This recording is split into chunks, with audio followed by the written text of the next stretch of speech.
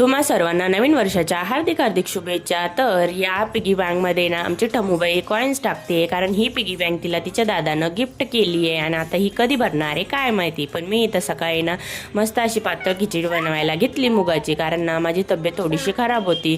म्हणलं आज लाईटच जेवण करूया आणि किचन पण घाण होणार नाही। पण या कुकरनं ना सगळं किचन घाण करून दिलं ना, आता हे किचन घासावंच लागलं। मी काम कमी करायला घेते आणि ते वाढूनच जातं। असो मस्त असं तूप टाकून ना खिचडी एकदा एन्जॉय करून घेतली आणि सगळे कामावरून आम्ही गेलो इथं संध्याकाळच्या टायमाला थोडंसं टमूबाईला बाहेर घेऊन, आणि ना घरी आल्यावर लगेचच स्वयंपाकाला लागले। आज ना मस्त अशी मसूरची डाळ बनवायला घेतली। आता मसूरची डाळ ना खूप जास्त पौष्टिक असते, पण ना डाळी आपण खातच नाही। आपण फक्त व्हेजिटेबल्स आणि बाहेरच्या वस्तू त्याच्यावर जास्त फोकस करतो। पण कधी कधी ना या डाळी पण बनवून बघितल्या पाहिजे, छान लागतात चवीला। मस्त अशी डाळ आणि पोळी मस्त बनवून घेतली आणि लगेचच खायला घेतली। आता आहे ना जेवण करून मला लगेच औषध घ्यायचं होतं, कारण मला ना भयंकर खोकला लागला आणि तो खोकला जायचं नावच घेत नाही।